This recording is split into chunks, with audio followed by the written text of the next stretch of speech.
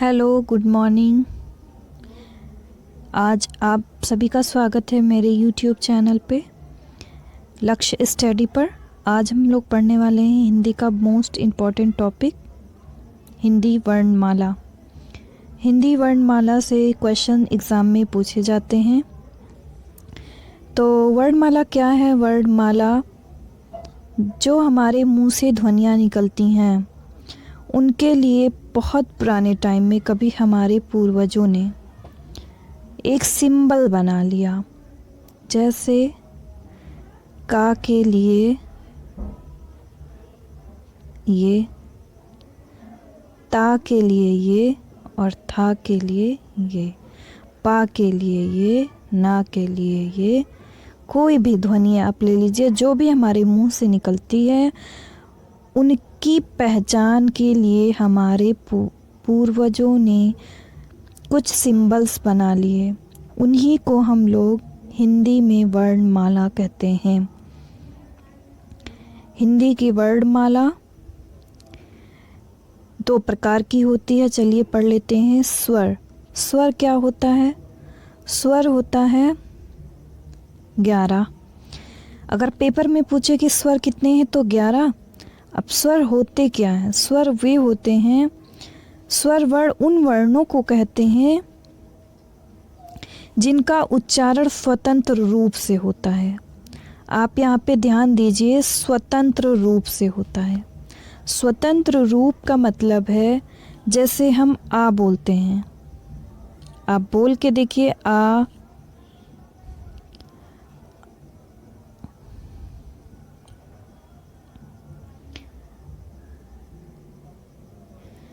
आप बोल के देखिए, जब हम लोग आ बोलते हैं तो आ बोलते टाइम जो हमारी प्राण वायु होती है, जो वायु होती है, उसका प्रेशर कहीं पर भी नहीं होता है और हवा सीधा मुंह से बाहर आती है। यानी हमें इन शब्दों को बोलने के लिए किसी भी गले की 5 जगह होती हैं। इनका बिना प्रयोग करते हुए हमने इन साउंड्स को क्रिएट कर लिया। इसका मतलब है कि ये स्वर हैं। जैसे आप बोल के देखिए, आ, बड़ा आ। बड़ा आ तो लोकल भाषा में लोग कहते हैं इसका सही साउंड है आ, और इसका है आ। ई, ई, ऊ, ऊ, ए, आई, ओ, औ, री। ठीक है। तो जब कितने हैं आप गिन लीजिए, 11 हैं। तो जब आप इतने शब्दों को बोलते हैं तो जो हवा होती है हमारे मुंह से सीधा बाहर आती है, इसलिए हम इसे कहते हैं स्वर। और सीधा सीधा अगर पेपर में पूछ ले स्वर क्या है, तो हमें बताना है कि स्वर है जिनका उच्चारण हम स्वतंत्र रूप से करते हैं, वही स्वर हैं। स्वर कितने अगर पूछे तो बोलना है स्वर होते हैं 11। कौन कौन से अगर पूछे तो हमें बोलना है आ, ई, ऊ, ए, आई, ओ, औ और री। पढ़ेंगे स्वर, स्वर की टाइप, स्वर के भेद पढ़ेंगे। स्वर कितने प्रकार के हैं? तो स्वर होते हैं 3 प्रकार के।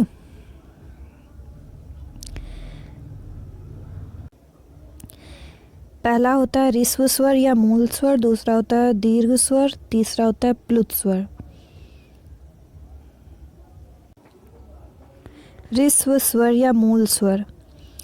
ऋस्व स्वर का अर्थ होता है, ऋस्व का अर्थ होता है लघु अथवा छोटा।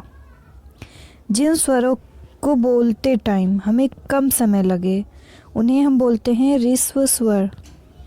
ये कितने हैं? 4 हैं। कौन कौन से? आ, ई, ऊ, री। जब हम आ बोलते हैं तो हमें कम समय लगता है, लेकिन जब हम आ बोलते हैं तो ज़्यादा समय लगता है। इसी प्रकार ई, इसी तरह ऊ और री, इनको बोलते टाइम कम समय लगता है, इसलिए इसे बोलते हैं ऋस्व या मूल स्वर। अब दीर्घ स्वर चलिए देख लेते हैं। दीर्घ स्वर जैसे कि इसका नाम ही है, दीर्घ का मतलब होता है बड़ा। दीर्घ का अर्थ है बड़ा। जिन स्वरों के उच्चारण में, यानी जिन स्वरों को बोलते टाइम ऋस्व स्वरों से, यानी जो मूल स्वर थे उनसे अधिक समय लगता है, उन्हें कहते हैं दीर्घ स्वर। ये कुल कितने हैं? 7 हैं। आ, ई, ऊ, ए, ऐ, ओ, औ। ठीक है, ये 7 हैं। बड़ा आ जिसमें है, जिसमें आप कहते हैं बड़ी ई, बड़ा ऊ, और ए और ऐ, ओ और औ। जब हम इन शब्दों को बोलते हैं तो हमें अधिक समय लगता है, इसलिए इसे बोलते हैं दीर्घ स्वर। एक होता है प्लुत स्वर।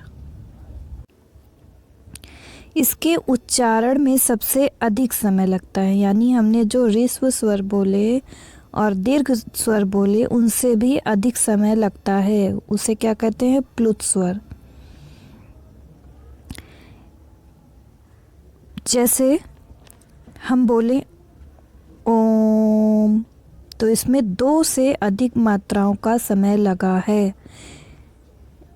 ये केवल संस्कृत में शब्दों में ही होता है, इसका प्रयोग केवल संस्कृत के शब्दों में किया जाता है, इसे प्लुत स्वर बोलते हैं। स्वर कितने हैं? 3 हैं। मूल स्वर या ऋस्व स्वर, दीर्घ स्वर, प्लुत स्वर। मूल स्वर या ऋस्व समय में कम समय लगता है बोलने में, और जो दीर्घ स्वर है उसमें अधिक समय लगता है बोलने में, और जो प्लुत स्वर है उसमें 2 से अधिक मात्राओं का समय लगता है बोलने में। तो ये तो हो गए हमारे स्वर के प्रकार। अब हम पढ़ लेते हैं व्यंजन। व्यंजन को पढ़ने के लिए जब हम व्यंजन लिखते हैं, व्यंजन क्या है? का है, चा है, टा है, ता है, पा है। आप कोई भी व्यंजन ले लीजिए, जब आप बोलेंगे तो उसमें आ छिपा हुआ होता है। बिना आ के व्यंजन नहीं बोले जाते हैं। इसीलिए अगर पूछे कि मात्राएं कितनी होती हैं, एग्ज़ाम में पूछ ले कि मात्राएं कितनी होती हैं, तो हमें बोलना है 10। अगर बोले स्वर कितने होते हैं तो बोलना है 11। कौन कौन से स्वर हमने पढ़ा है कि 11 होते हैं? आ, ई। कौन कौन से स्वर होते हैं? आ, ई, ऊ, ए, ऐ, ओ, औ, री। ये 11 स्वर होते हैं। लेकिन अगर पूछे मात्राएं कितनी होती हैं तो बोलना है 10, क्योंकि आ जो होता है उस कोई मात्रा नहीं होती है। जब मान लीजिए हमने लिखा का, तो ये का अगर इसमें हमने आ नहीं ऐड करेंगे तो ये ऐसा है, हलंत वाला। इसका मतलब ये आधा है। लेकिन जब हम इसमें आ मिला देंगे तो ये क्या बन जाएगा? पूरा का। ये जो आप देख रहे हैं ना, इसको बोलते हैं हलंत। ये जिस शब्द में लगा होगा उसका मतलब होता है ये आधा शब्द है, ये पूरा नहीं है, इसका मतलब इसमें आ नहीं है। लेकिन जब हम इस तरह का शब्द पढ़ेंगे, इसका मतलब इसमें आ मिला हुआ है। व्यंजन बिना आ के नहीं बोले जाते। व्यंजन कितने होते हैं? व्यंजन है 33। तो चलिए हम पढ़ लेते हैं कि व्यंजन कौन कौन से हैं। इसके लिए हमें एक लाइन याद करनी पड़ेगी, कचट तप की लाइन। जैसे हमने पढ़ा व्यंजन होते हैं 33, तो व्यंजन हैं हमारे 33। लेकिन हम सबसे पहले पढ़ेंगे इन 25 को, जो मैंने आपको फॉर्मूला बताया है ना कचट तप का, इससे आप बहुत आसानी से याद कर सकते हैं। जो ये का देख रहे हैं ना आप, इसको बोलते हैं का वर्ग। जब हम का बोलते हैं का, खा, गा, घा, ड़ा, तो इनको बोलते टाइम जो वायु का प्रेशर होता है वो हमारे गले पे होता है, इसलिए इसे बोलते हैं कंठ। कभी कभी पेपर में पूछता है कंठे व्यंजन कौन से हैं, तो हमें बोलना है का वर्ग। का वर्ग में जितने भी अक्षर आते हैं ये सब कंठे व्यंजन हैं। कंठे का मतलब होता है गला। जब हम बोलते हैं तो जो वायु का प्रेशर होता है वो हमारे गले पे होता है, इसलिए इसको बोलते हैं कंठे व्यंजन। मैं बताती हूँ आपको, हमारा जो गला है उसमें 5 मेन पॉइंट्स होते हैं जिनसे हवा कम कहीं ज़्यादा होकर गुज़रती है। इस वजह से हम व्यंजन को बोल पाते हैं। तो मान लीजिए कि ये हमारा गला है और ध्वनियाँ बाहर निकलती हैं अब जब हमारे मुख से, तो सबसे स्टार्टिंग में जो हमारा गला होता है इसे बोलते हैं कंठ।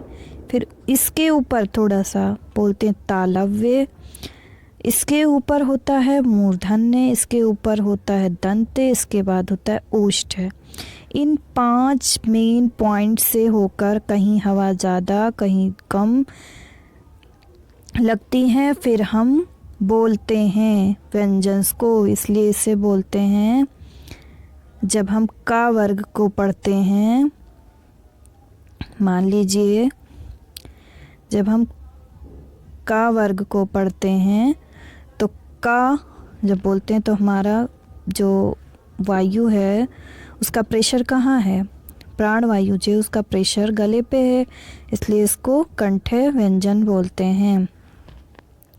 का, खा, गा, घा, ड़ा, ये सब क्या है, कंठ व्यंजन है। चा, छा, जा, झा, या, ये कौन से व्यंजन हैं, इनको बोलते हैं तालु। गले से थोड़ा ऊपर ये स्पर्श करते हैं, ये वायु स्पर्श करती है, फिर ये वाला साउंड क्रिएट होता है, इसलिए इसे बोलते हैं तालव्य व्यंजन। पेपर में पूछे तालव्य व्यंजन कौन सा है, तो जो ये चा वर्ग देख रहे हैं आप, यही है तालव्य व्यंजन। अगर पूछे टा वर्ग कौन सा व्यंजन है, तो ये होता है मूर्धा व्यंजन, क्योंकि जब आप टा बोलते हैं जो आपकी जीभ है वो जहाँ पे जाके टच हुई है ना, उसी स्थान को हम बोलते हैं मूर्धा, वही स्थान मूर्धा कहलाती है, इसलिए इसे बोलते हैं मूर्धन्य व्यंजन। फिर आ जाइए ता वाली लाइन पे। जब हम ता बोलते हैं तो जो हमारी जीभ है वो हमारे दांतों की जड़ों के पास जाके टच होती है, फिर ये वाली साउंड क्रिएट होती है। ता, था, दा, धा, ना, पांचों शब्द जो है वो हम लोग दांत के सहारे से बोलते हैं, इसलिए इसको बोलते हैं दंत व्यंजन। फिर आ जाइए पा वर्ग पे। पा वर्ग जब हम लोग बोलते हैं तो हमारा जो ओष्ठ होता है वो एक दूसरे का सहारा लेते हैं, फिर इन शब्दों को हम बोलते हैं पा, फ, ब, भ, मा, इसलिए इसको बोलते हैं ओष्ठ व्यंजन। पेपर में पूछ लेता है कि ये बताइए इसमें से नासिक के कौन से हैं, नाक के सहारे से कौन से शब्द बोले जाते हैं, तो ये जो आप पांचों लाइन के सबसे लास्ट वाला वर्ड देख रहे हैं, इनको नासिक के व्यंजन कहा जाता है। एक चीज़ पेपर में और पूछ लेते हैं कि बताइए अंतस्थ व्यंजन कौन से हैं, तो हमें बताना है जो ये या, रा, ला, वा की लाइन है इसे बोलते हैं अंतस्थ व्यंजन। कौन कौन से हैं, या, रा, ला और वा। इसमें से कभी कभी पूछते हैं कि अर्ध स्वर कौन सा है, तो अर्ध स्वर या और ये लास्ट का वा, स्टार्टिंग का या और लास्ट का वा, इस लाइन का, इसको बोलते हैं अर्ध स्वर, यानी या और वा को अर्ध स्वर बोलते हैं। क्यों? क्योंकि जब हम इन्हें बोलते हैं तो स्वरों से तो अधिक टाइम लगता है इनको बोलने में, लेकिन जो व्यंजन हम बोलते हैं इनसे कम टाइम लगता है, इसलिए इसको बताया गया है कि ये अर्ध स्वर है। पेपर में पूछते हैं कि बताइए कि इसमें से लुंठित कौन सा है, तो रा जो है वो लुंठित है, क्योंकि जब हम रा बोलते हैं तो हमारी ज़बान जो है, हमारी जीभ जो है वो ऊपर जा कर के गोल गोल बेलन की तरह घूमती है और फिर ये आवाज़ निकलती है रा की, इसलिए इसको बोलते हैं लुंठित। इसमें एक और पूछते हैं कि बताइए ला क्या है, तो ला के लिए हम लोग कहते हैं पार्श्विक है, क्योंकि जब हम ला बोलते हैं तो जो वायु होती है, जो हवा होती है, वो जीभ के साइड से निकलती है। आप बोल के देखिए ला, तो आपकी जीभ तो ऊपर ही रहेगी और जो हवा निकलेगी वो साइड से निकलेगी, इसलिए इसको बोलते हैं पार्श्विक। एक चीज़ पेपर में आता है कि बताइए कि ऊष्म व्यंजन कौन सा है। पेपर में दे देंगे 2-2 के जोड़े बना के और पूछेंगे ऊष्म व्यंजन कौन कौन से हैं। तो ऊष्म जो आप ये वर्ड देख रहे हैं ना, ऊष्म का मतलब होता है गर्म। जब हम बोलते हैं ये वाली लाइन शा शा सा हा वाली लाइन, तो जो ये लाइन होती है जब हम बोलते हैं तो हमारे मुंह से गर्म हवा बाहर आती है, जिस वजह से इसका नाम रख दिया गया है ऊष्म व्यंजन। ऊष्म व्यंजन कौन कौन से हैं? शा सा हा, इसको क्या कहते हैं? ऊष्म व्यंजन, क्योंकि ये ऊष्मा के साथ बोली जाती है।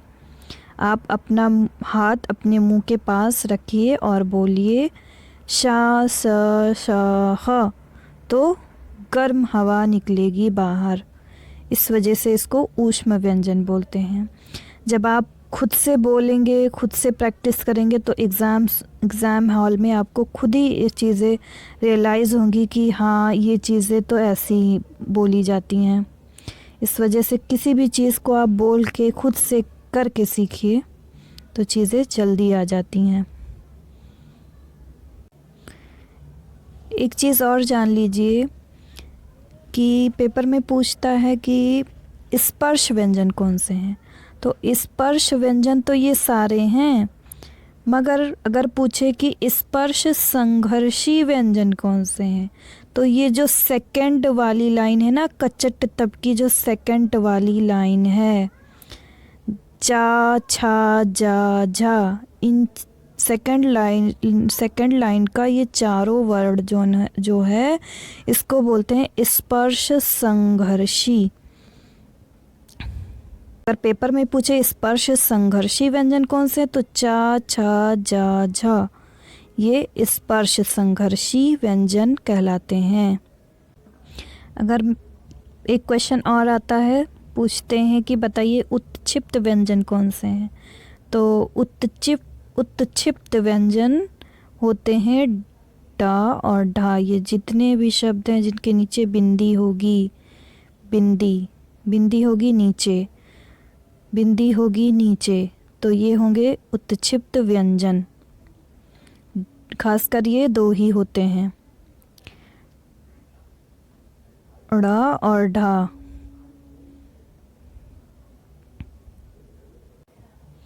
और अगर पूछे कि संयुक्त व्यंजन कौन से हैं, तो संयुक्त व्यंजन होते हैं छा, त्रा और ज्ञा या ज्या कह लीजिए, इसे बोलते हैं संयुक्त व्यंजन।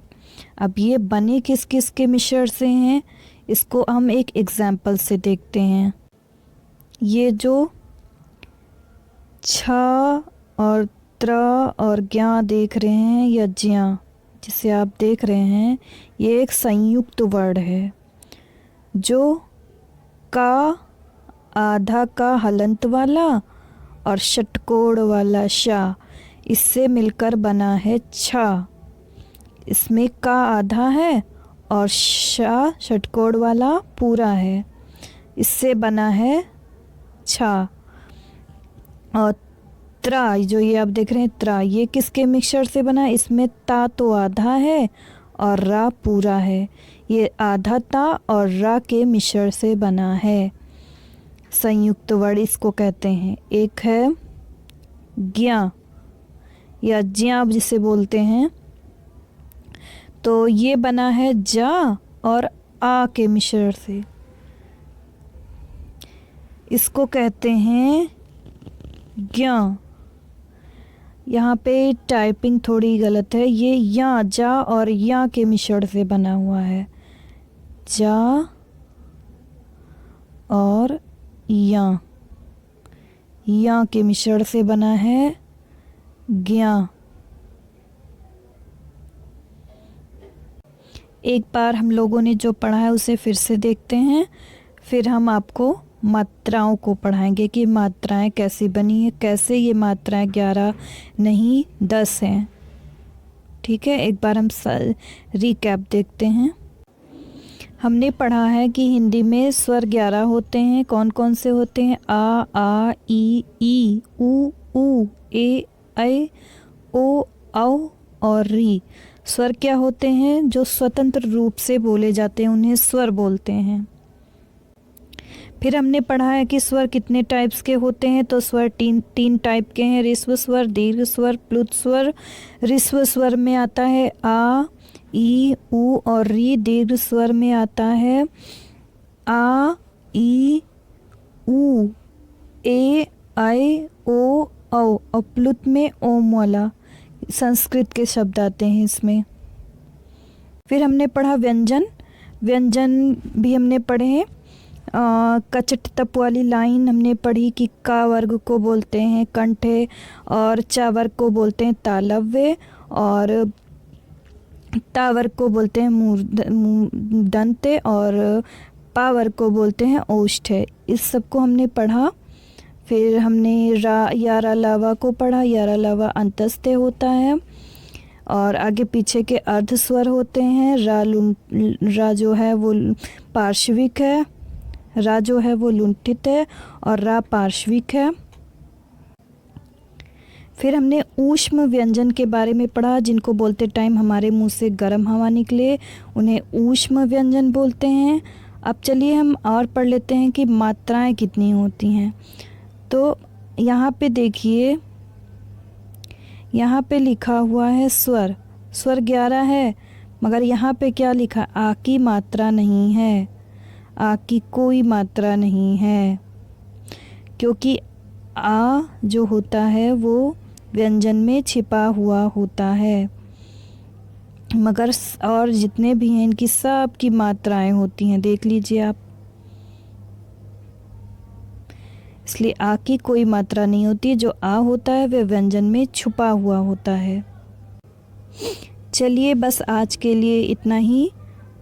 आगे मैं आपके लिए इन्हीं सब जितना मैंने पढ़ाया है इसके क्वेश्चन आंसर लेके आऊँगी, तो आप मेरे चैनल पे बने रहिए। अगर आपको ये जानकारी अच्छी लगी हो तो अपने दोस्तों के साथ शेयर कीजिए और मेरे वीडियो को लाइक कीजिए और मेरे चैनल को सब्सक्राइब कीजिए। धन्यवाद।